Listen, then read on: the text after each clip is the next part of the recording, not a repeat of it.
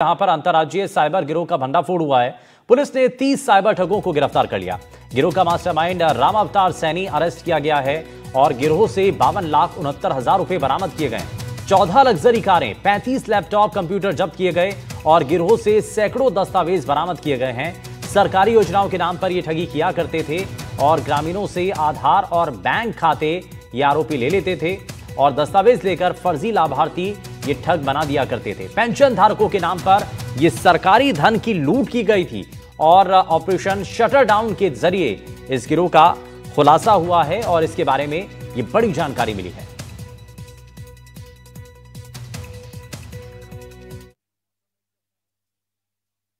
Cyber fraud के मामलों में अब तक की सबसे बड़ी कार्रवाई मानी जा रही है, जिसमें काफ़ी बड़ी बरामदगी हुई है। 14 लग्जरी कारें इसमें बरामद की गई हैं, कई बाइक इसमें जब्त की गई हैं, कंप्यूटर और साइबर अपराधों से जुड़े हुए कई सामान इसमें जब्त हुए हैं। लगभग 53 लाख रुपए के आसपास इसमें नकदी भी जब्त की गई है। 30 अभियुक्तों को भी पकड़ा गया है। ऐसा माना जा रहा है कि ये राजस्थान ही नहीं बल्कि देश की सबसे बड़ी कार्रवाई है। कार्रवाई झालावाड़ पुलिस अधीक्षक अमित कुमार के नेतृत्व में अंजाम दी गई है।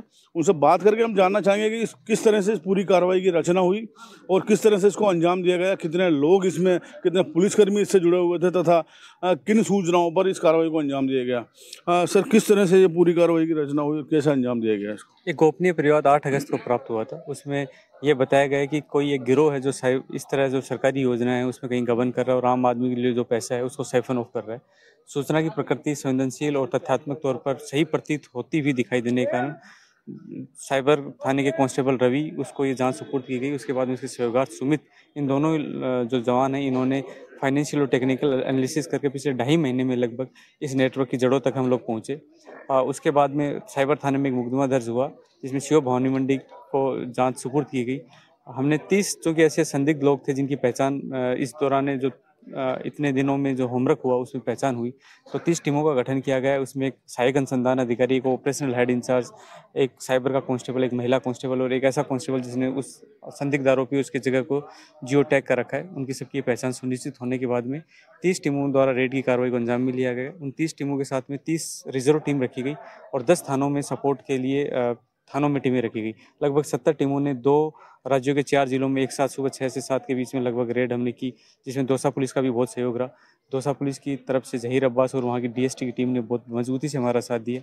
ऐसे ही जयपुर ग्रामीण में दूदू में बन्ने सिंह एएसआई, उनके नेतृत्व में जो टीम थी उसने हमारा मजबूती से साथ दिया। कितना समय इस पूरी जो रचना को तैयार करने में लगा, कितने समय में ये कार्रवाई दी गई? हम मान सकते हैं कि जो हमारा टेक्निकल और फाइनेंशियल एनालिसिस का पार्ट है उसमें 2.5 महीने लगे और जब हमारा ये ऑपरेशंस को हम लोग अंजाम दे रहे थे लगभग 70 घंटे का समय था, जो लास्ट में हमारे लिए बड़ा क्रूशियल था और जिसमें सारी लगभग ये जितने हम 250-300 जवानों की बात कर रहे हैं ये मल्टीपल लेवल पे इंगेज हुए, मल्टीपल लेवल पे इनकी ब्रीफिंग हुई।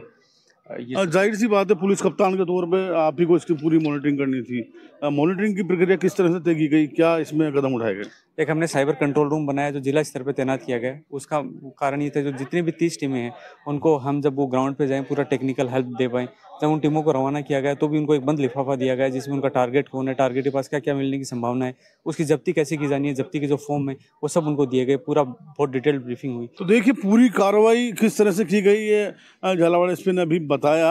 अब इसमें सबसे महत्वपूर्ण बात यह है कि एक मुखबिर के सूचना के आधार पर ये कार्रवाई की गई है और एक आम आदमी इससे जुड़ा हुआ है जिसका हालांकि पुलिस नाम ओपन नहीं कर सकती है सुरक्षा कारणों को लेकर, लेकिन यह कहना गलत नहीं होगा कि पुलिस ने जो मुखबिर की भूमिका है उसको एक बार फिर से मजबूत करने की कोशिश की और यकीनन तौर पर इससे आम जन का विश्वास भी पुलिस के साथ एक बार फिर से जुड़ेगा।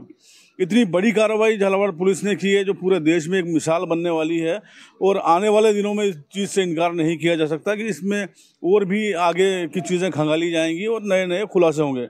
एनडीटीवी के लिए झालावाड़ से रियाज खान। रियाज हमारे संवाददाता हमारे साथ जुड़ गए हैं। रियाज, ये ऑपरेशन शटर डाउन चलाया गया, लेकिन ये कैसे लोगों को प्रभावित करते थे, उनके बैंक अकाउंट, पासबुक और उनकी बैंक डिटेल कैसे लिया करते थे? बताना चाहूंगा, ये इस पूरे मामले को लेकर लगभग एक साल पहले हमने एनडीटीवी पर एक खबर दिखाई थी, उसी से जुड़ा हुआ ये पूरा मामला है।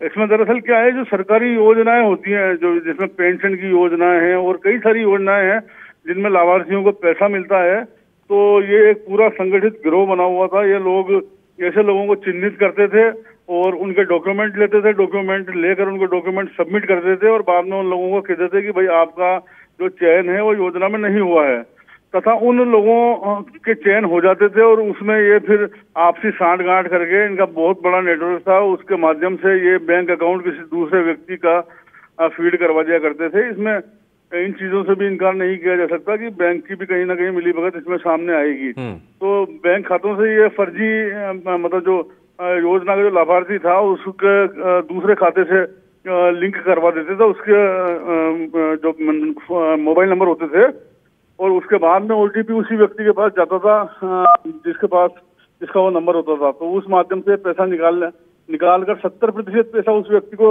70% पैसा ये लोग रखते थे और 30% पैसा उस व्यक्ति को देते थे जिसका नंबर ये इस्तेमाल कर रहे थे।